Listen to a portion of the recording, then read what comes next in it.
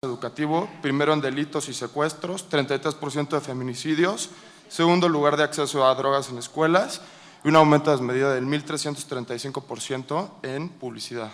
Gracias.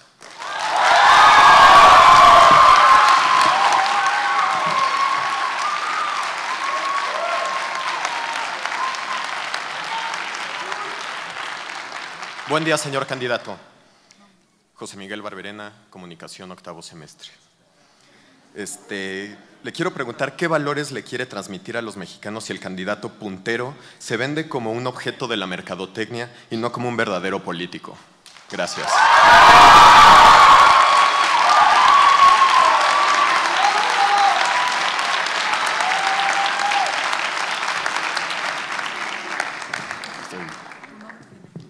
Mi nombre es Agustín Aguilar y bueno, básicamente la pregunta que tenemos nosotros los de Ingeniería Civil es ¿qué proyectos aterrizados, bueno, más bien por aterrizar, tiene considerados usted realizar en este sexenio?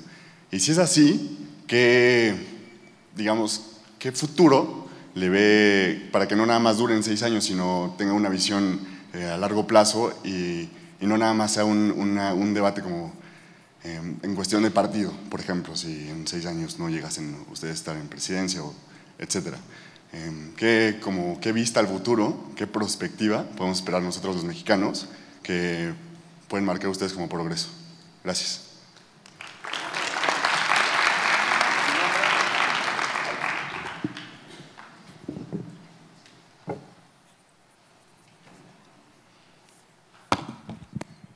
Esto es lo interesante de la libertad que priva en los espacios universitarios, realmente encontrar diferencias y simplemente espacio para poder debatir y rebatir sobre los señalamientos que eventualmente se hicieran. Adrián, déjame tocarte algunos temas sobre el desempeño del Estado de México, que referiste varias cifras que a lo mejor no coinciden y habría que contrastarlas con la información o fuente que se tenga de esta información, pero con mucho gusto te refiero lo que se logró en el Estado de México en los años en los que fui gobernador y que están la información presentada y revisada por INEGI, que es una instancia en elaborar la estadística nacional.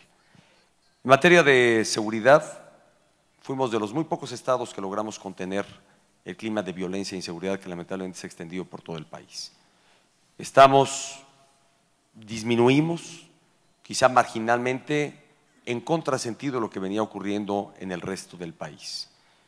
En México, el índice o la tasa de homicidios por cada 100,000 habitantes, que es el indicador más importante para medir la condición de seguridad de un país, pasó de 10 a 23, del 2006 al 2012.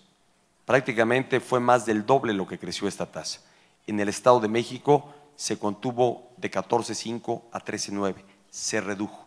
Y es una condición quizá muy similar a la que tenga el centro del país, y hay otras entidades que eventualmente lo tienen mejor, pero para nuestra condición metropolitana y de concentración demográfica similar a la que tiene el Distrito Federal y siendo parte de esta conurbación, sin duda se lograron contener de manera sensible y notable los índices de criminalidad.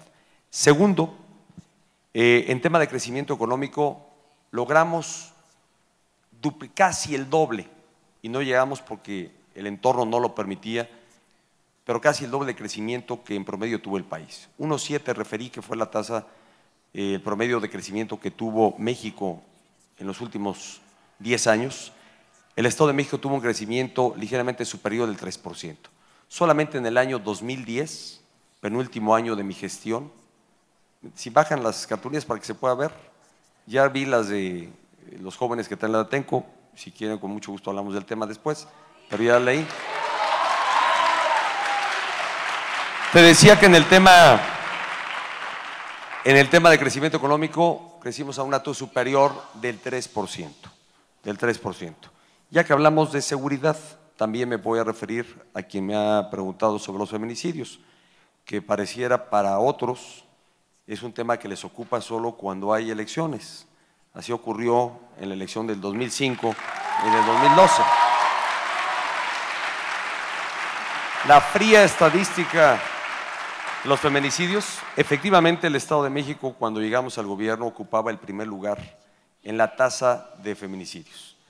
Y lamento contrariar a quien hace este señalamiento en el anonimato, pero la verdad es que el Estado de México redujo en 33% la tasa de feminicidios, cuando en el país la tasa creció más del 150%.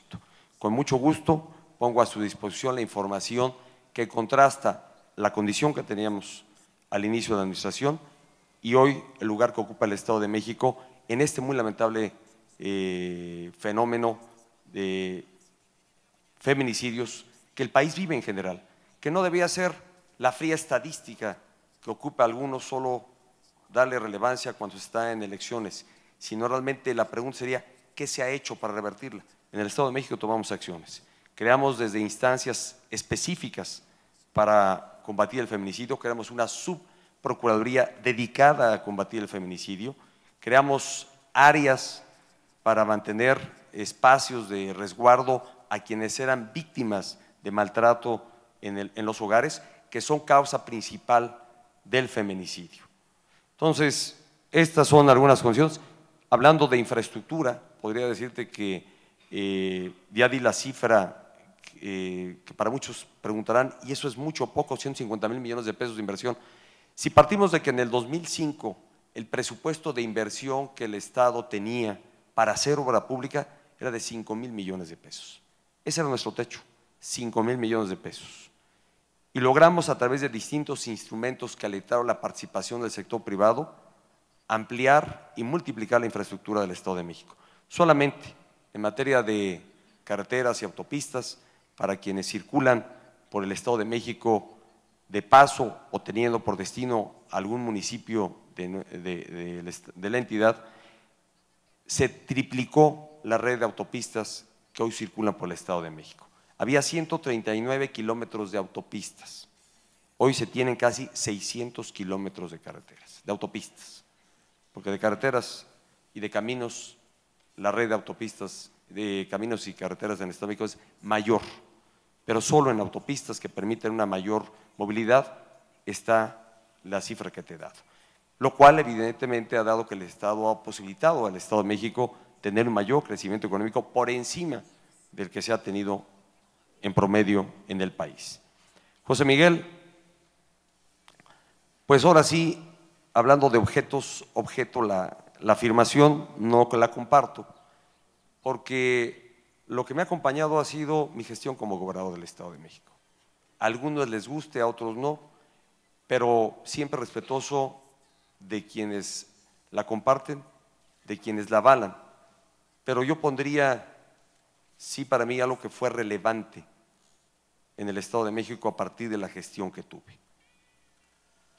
El partido que represento, que además creo que es la mejor manera de prestigiar al partido que uno representa en el modelo democrático, en democracia, la única manera de prestigiar al partido que uno representa es dando resultados, entregando buenas cuentas. Y creo que el balance que hay a la gestión de mi gobierno resulta satisfactoria cuando mi partido, al concluir mi gestión de gobernador o a días de concluir mi gestión y en la elección del siguiente gobernador, en la historia reciente del Estado de México no se había tenido un resultado tan relevante y de mayor apoyo a mi partido como el que se tuvo. 65% de los mexiquenses votaron en favor del partido que represento. Y sin duda, con una votación de más de 3 millones en favor de mi partido, sin duda, aunque les pese y duela a los adversarios, sin duda hay un balance y una evaluación a la gestión de mi gobierno.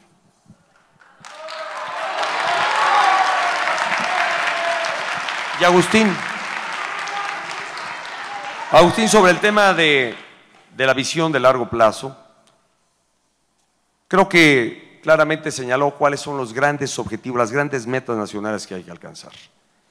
Y en el impulso al crecimiento económico, entre las acciones que de manera enunciativa te señalo, que partimos de, primero, mantener la estabilidad macroeconómica, impulsar y alentar la competencia económica, el favorecer a que haya mayor crédito para la inversión productiva en nuestro país, la reforma energética, sin duda está el desarrollo de infraestructura para el crecimiento económico de México. Más carreteras, más redes ferroviarias, más puertos que nos den mayor competitividad. Y este es un espacio, sin duda, de oportunidad para alentar la participación del sector privado. Cuando me pregunten cómo, como lo hicimos en el Estado de México, como lo logramos en el Estado de México, escalando lo que es sin duda el desafío en el orden nacional, pero sí teniendo muy claro que se puede y que hay formas de cómo lograrlo. Ya pudimos hacerlo en el Estado de México y por igual lo quiero hacer en todo el país.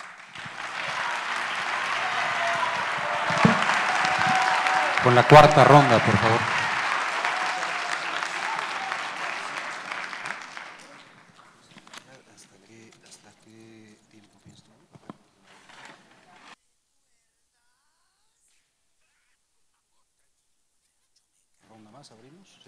Una cuarta, por favor.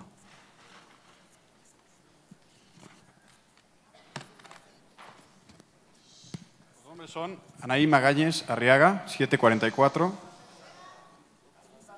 Raúl Rivera López, Arquitectura, séptimo. José Manuel Tinajero Zambola, Mercadotecnia, 609. Por favor, pasen al frente.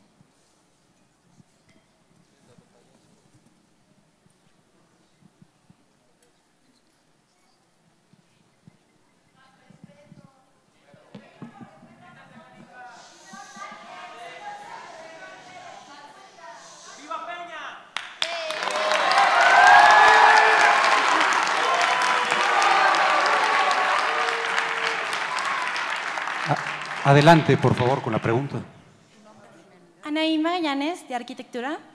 Mi pregunta es, ¿impulsaría la diversificación de México en el comercio internacional para dejar nuestra dependencia de Estados Unidos? ¿Y de qué forma lo haría? Gracias. Christoph. Buenas tardes.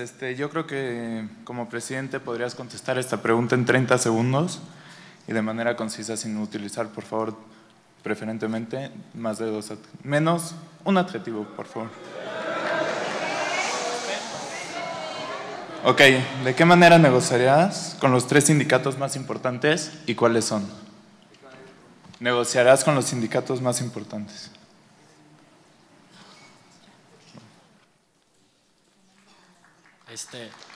José Manuel, Mercadotecnia, segundo semestre. Yo te quiero preguntar que hay un sector muy olvidado, que son los animales.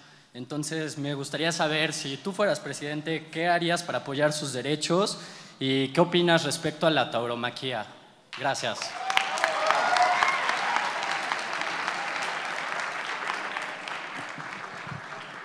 Anaí, sobre el tema de comercio exterior, sin duda México ha perdido oportunidad de ser más competitivo y creo que ha sido esto ante la falta de una política industrial que permita que nuestra industria innove sus procesos productivos y se vuelva más competitiva.